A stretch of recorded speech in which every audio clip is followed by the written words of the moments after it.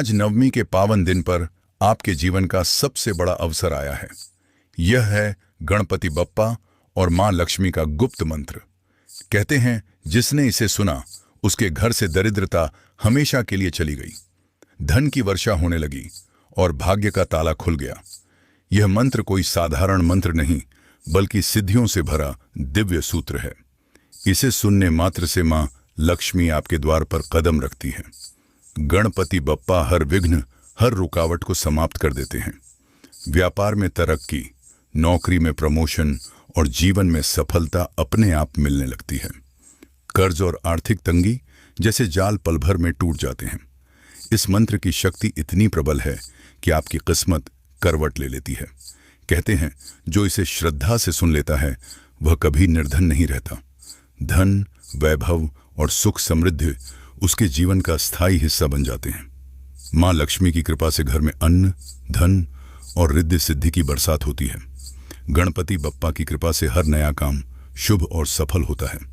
ये मंत्र आपके जीवन के हर अंधेरे को उजाले में बदल देता है।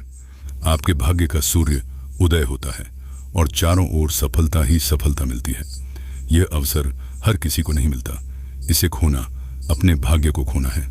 जो इसे नहीं सुनता वह जीवन भर पछताता है और जो अंत तक सुनता है वह अपार धन और सफलता का अधिकारी बनता है। तो ध्यान लगाइए, मन को स्थिर कीजिए और इस मंत्र को अंत तक सुनकर अपनी किस्मत बदल डालिए। ओम श्री ह्रीं क्लीं क्लौं गण गणपतिये श्री महालक्ष्मीये नमः। ओम श्री ह्रीं क्लीं क्लौं गण गणपतिये श्री महालक्ष्मीये नमः। ओम श्री ह्रीं क्लीं क्लौं गण गणपतिये श्री महालक्ष्मीये नमः। ओम श्री ह्रीं क्लीं क्लौं गण गणपतिये श्री महालक्ष्मीये नमः। ओम श्री ह्रीं क्लीं क्लौं गण गणपतिये श्री महालक्ष्मीये नमः। ओम श्री ह्रीं क्लीं क्लौं गण गणपतिये श्री महालक्ष्मीये नमः। ओम श्री ह्रीं क्लीं क्लौं गण गणपतिये श्री महालक्ष्मीये नमः। ओम श्री ह्रीं क्लीं क्लौं गण गणपतिये श्री महालक्ष्मीये नमः। ओम श्री ह्रीं क्लीं क्लौं गण गणपतिये श्री महालक्ष्मीये नमः। ओम श्री ह्रीं क्लीं क्लौं गण गणपतिये श्री महालक्ष्मीये नमः। ओम श्री ह्रीं क्लीं क्लौं गण गणपतिये श्री महालक्ष्मीये नमः। ओम श्री ह्रीं क्लीं क्लौं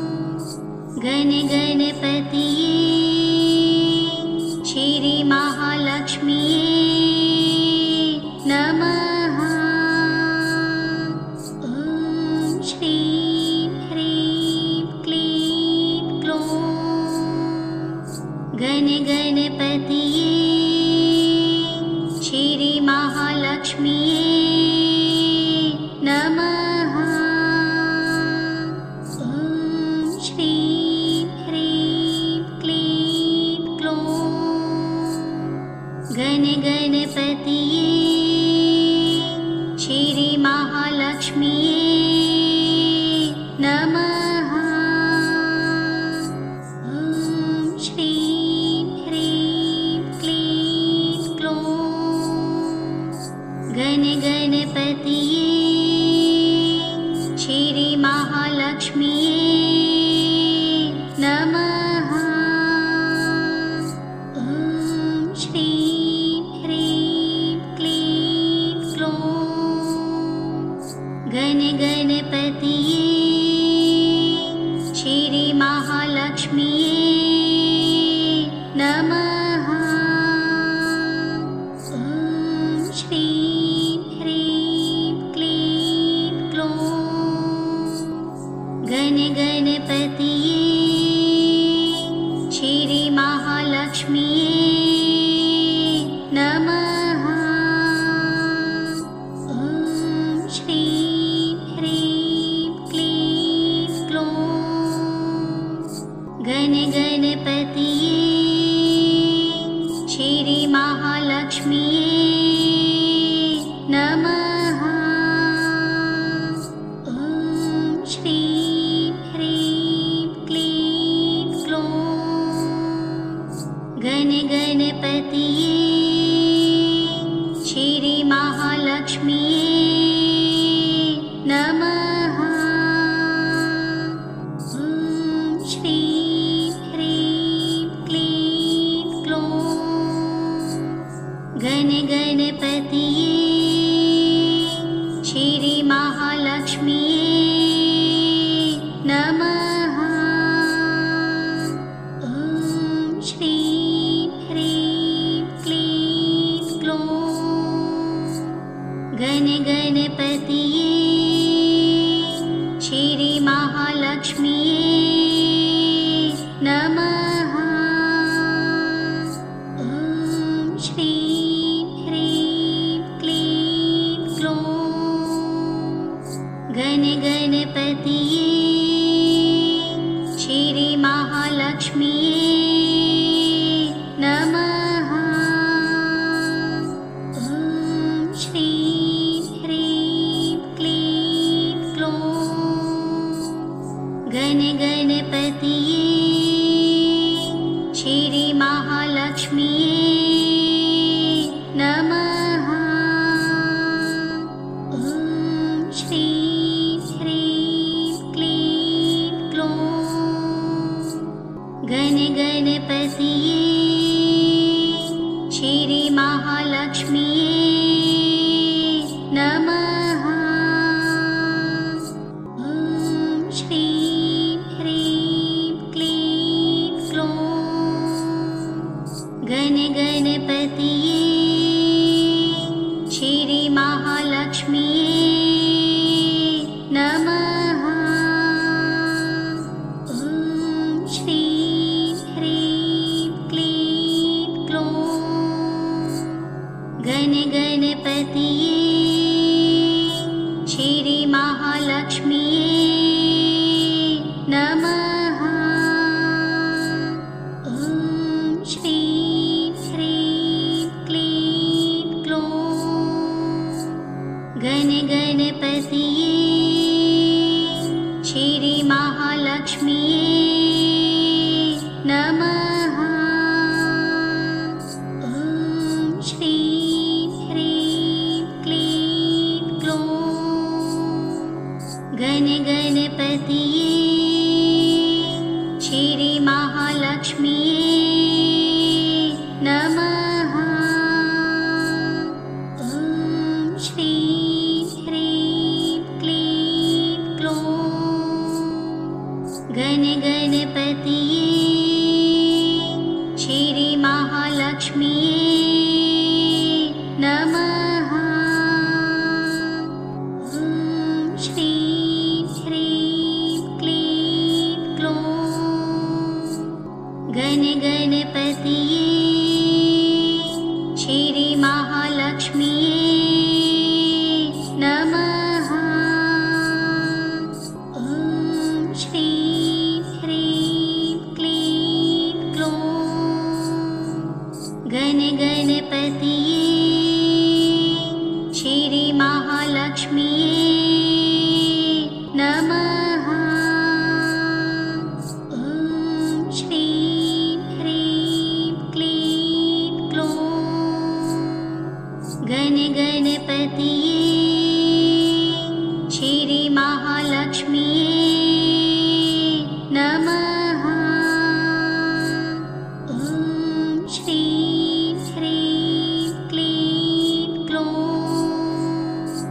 गण गणपतिये श्री महालक्ष्मीये नमः। ॐ श्रीं ह्रीं क्लीं ग्लौं गण गणपतिये श्री महालक्ष्मीये नमः।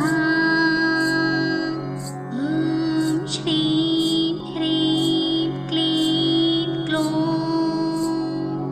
गण गणपतिये श्री महालक्ष्मीये नमः। ॐ श्रीं ह्रीं क्लीं ग्लौं गण गणपतिये श्री महालक्ष्मीये नमः।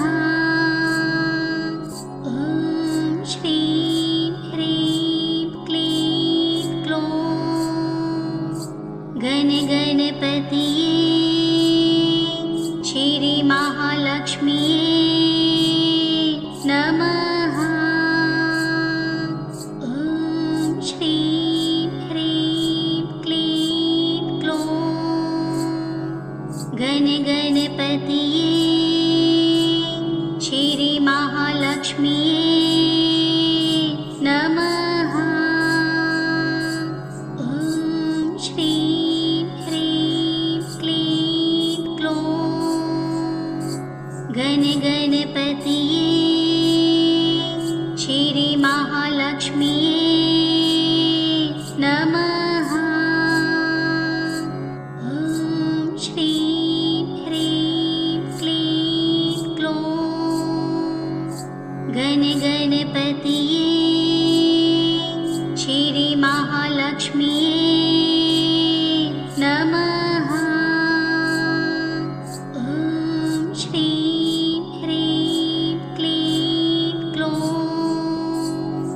गण गणपतिये श्री महालक्ष्मीये नमः। ॐ श्रीं ह्रीं क्लीं ग्लौं गण गणपतिये श्री महालक्ष्मीये नमः। ॐ श्रीं ह्रीं क्लीं ग्लौं गण गणपतिये श्री महालक्ष्मीये नमः। ॐ श्रीं ह्रीं क्लीं ग्लौं गण गणपतिये श्री महालक्ष्मीये नमः। ॐ श्रीं ह्रीं क्लीं ग्लौं गण गणपतिये श्री महालक्ष्मीये नमः। ॐ श्रीं ह्रीं क्लीं ग्लौं गण गणपतिये श्री महालक्ष्मीये नमः। ॐ श्रीं ह्रीं क्लीं ग्लौं गण गणपतिये श्री महालक्ष्मीये नमः। ॐ श्रीं ह्रीं क्लीं ग्लौं गण गणपतिये श्री महालक्ष्मीये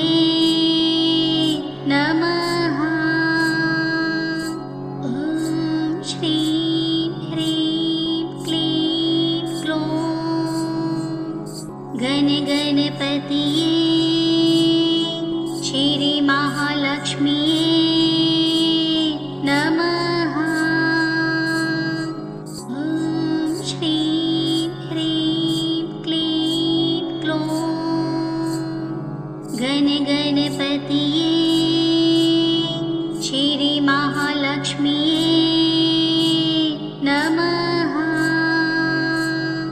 ॐ श्रीं ह्रीं क्लीं ग्लौं गण गणपतिये श्री महालक्ष्मीये नमः। ॐ श्रीं ह्रीं क्लीं ग्लौं गण गणपतिये श्री महालक्ष्मीये नमः। ॐ श्रीं ह्रीं क्लीं ग्लौं गण गणपतिये श्री महालक्ष्मीये नमः। ॐ श्रीं ह्रीं क्लीं ग्लौं गण गणपतिये श्री महालक्ष्मीये नमः। ॐ श्रीं ह्रीं क्लीं ग्लौं गण गणपतिये श्री महालक्ष्मीये नमः। ॐ श्रीं ह्रीं क्लीं ग्लौं गण गणपतिये श्री महालक्ष्मीये नमः। ॐ श्रीं ह्रीं क्लीं ग्लौं गण गणपतिये श्री महालक्ष्मीये नमः। ॐ श्रीं ह्रीं क्लीं ग्लौं गण गणपतिये श्री महालक्ष्मीये नमः। ॐ श्रीं ह्रीं क्लीं ग्लौं गण गणपतिये श्री महालक्ष्मीये नमः।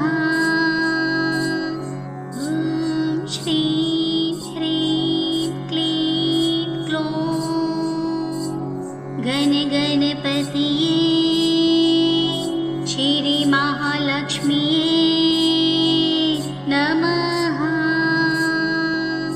ॐ श्रीं ह्रीं क्लीं ग्लौं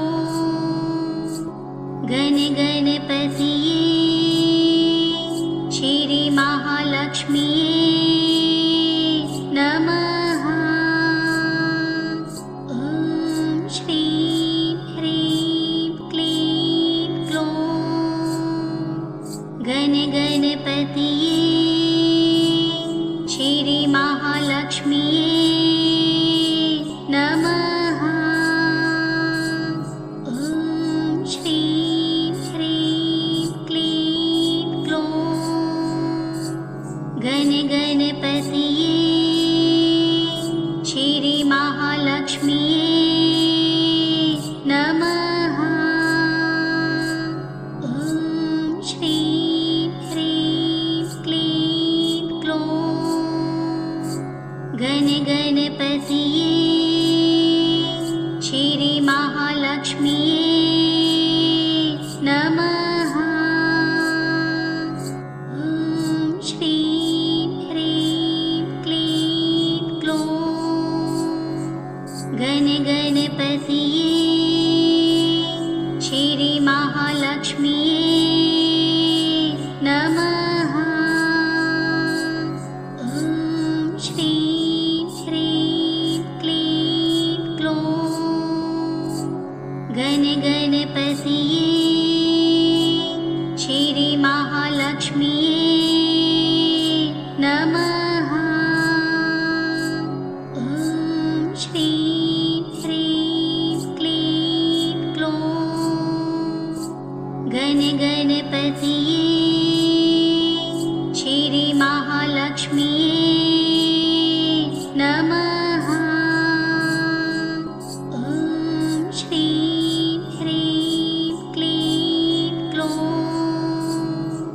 गण गणपतिये श्री महालक्ष्मीये नमः।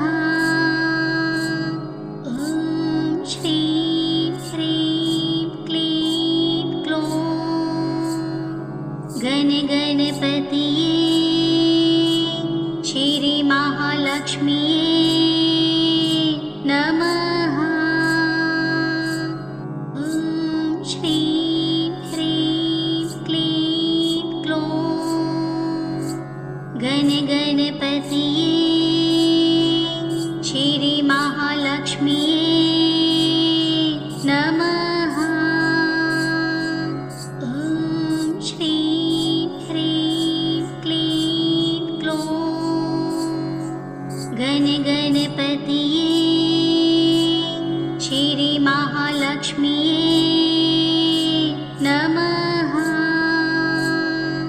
ॐ श्रीं ह्रीं क्लीं क्लौं गण गणपतिये श्री महालक्ष्मीये नमः। ॐ श्रीं ह्रीं क्लीं क्लौं गण गणपतिये श्री महालक्ष्मीये नमः। ॐ श्रीं ह्रीं क्लीं क्लौं गण गणपतिये श्री महालक्ष्मीये नमः। ॐ श्रीं ह्रीं क्लीं क्लौं गण गणपतिये श्री महालक्ष्मीये नमः। ॐ श्रीं ह्रीं क्लीं क्लौं गण गणपतिये श्री महालक्ष्मीये नमः। ॐ श्रीं ह्रीं क्लीं क्लौं गण गणपतिये श्री महालक्ष्मीये नमः। ॐ श्रीं ह्रीं क्लीं क्लौं गण गणपतिये श्री महालक्ष्मीये नमः। ॐ श्रीं ह्रीं क्लीं क्लौं गण गणपतिये श्री महालक्ष्मीये नमः। ॐ श्रीं ह्रीं क्लीं क्लौं गण गणपतिये श्री महालक्ष्मीये नमः। ॐ श्रीं ह्रीं क्लीं क्लौं गण गणपतिये श्री महालक्ष्मीये नमः। ॐ श्रीं ह्रीं क्लीं क्लौं गण गणपतिये श्री महालक्ष्मीये नमः। ॐ श्रीं ह्रीं क्लीं क्लौं गण गणपतिये श्री महालक्ष्मीये नमः। ॐ श्रीं ह्रीं क्लीं क्लौं गण गणपतिये श्री महालक्ष्मीये नमः। ॐ श्रीं ह्रीं क्लीं क्लौं गण गणपतिये श्री महालक्ष्मीये नमः। ॐ श्रीं ह्रीं क्लीं क्लौं गणपतिये श्री महालक्ष्मीये नमः। ॐ श्रीं ह्रीं क्लीं क्लौं गणपतिये श्री महालक्ष्मीये नमः। ॐ श्रीं ह्रीं क्लीं क्लौं गणपतिये श्री महालक्ष्मीये नमः। ॐ श्रीं ह्रीं क्लीं क्लौं गणपतिये श्री महालक्ष्मीये नमः। ॐ श्रीं ह्रीं क्लीं क्लौं गणपतिये श्री महालक्ष्मीये नमः। ॐ श्रीं ह्रीं क्लीं क्लौं गणपतिये श्री महालक्ष्मीये नमः। ॐ श्रीं ह्रीं क्लीं क्लौं गणपतिये श्री महालक्ष्मीये नमः। ॐ श्रीं ह्रीं क्लीं क्लौं गणपतिये श्री महालक्ष्मीये नमः। ॐ श्रीं ह्रीं क्लीं क्लौं गणपतिये श्री महालक्ष्मीये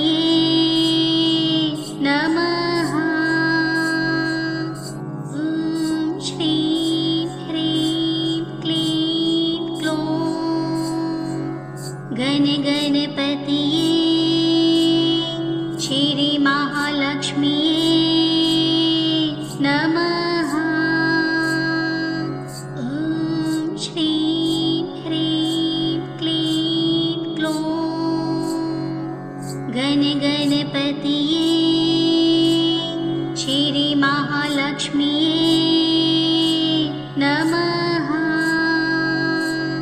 ॐ श्रीं ह्रीं क्लीं क्लौं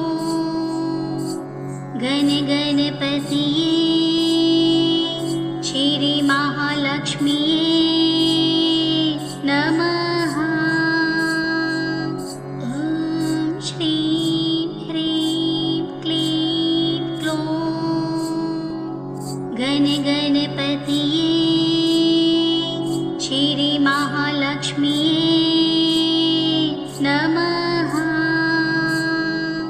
ॐ श्रीं ह्रीं क्लीं क्लौं गणपतिये श्री महालक्ष्मीये नमः। ॐ श्रीं ह्रीं क्लीं क्लौं गणपतिये श्री महालक्ष्मीये नमः। ॐ श्रीं ह्रीं क्लीं क्लौं गणपतिये श्री महालक्ष्मीये नमः। ॐ श्रीं ह्रीं क्लीं क्लौं गणपतिये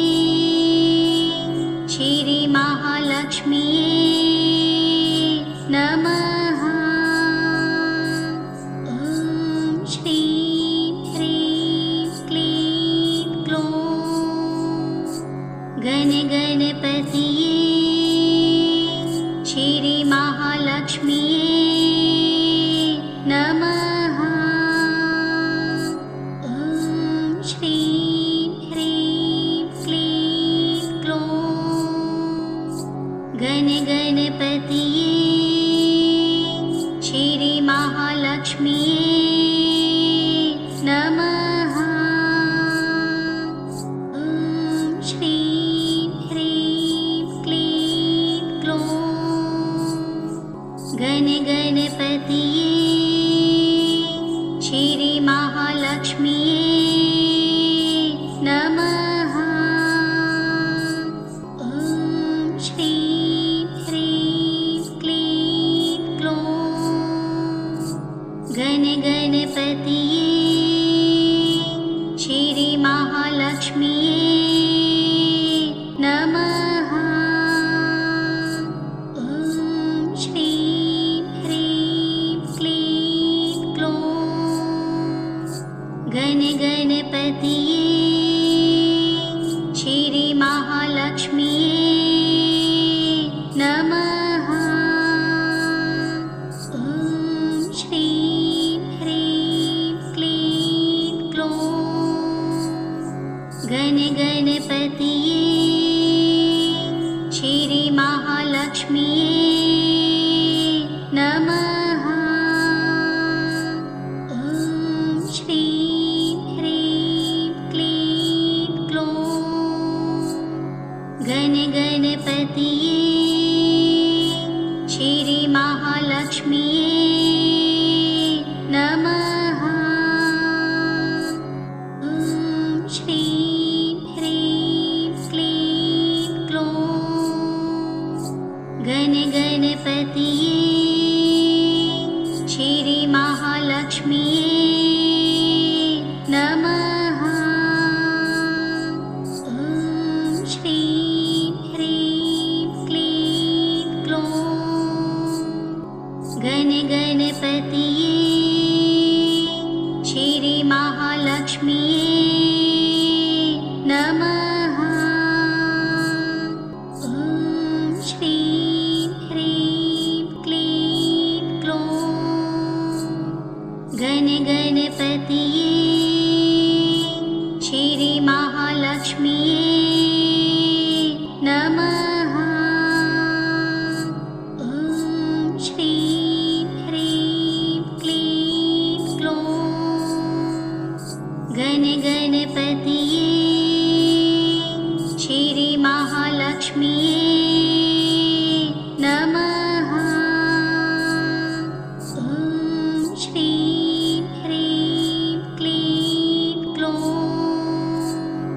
गण गणपतिये श्री महालक्ष्मीये नमः। ॐ श्रीं ह्रीं क्लीं क्लौं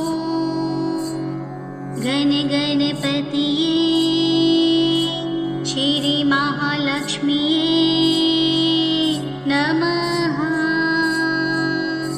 ॐ श्रीं ह्रीं क्लीं क्लौं गण गणपतिये श्री महालक्ष्मीये नमः। ॐ श्रीं ह्रीं क्लीं क्लौं गण गणपतिये श्री महालक्ष्मीये नमः। ॐ श्रीं ह्रीं क्लीं क्लौं गण गणपतिये श्री महालक्ष्मीये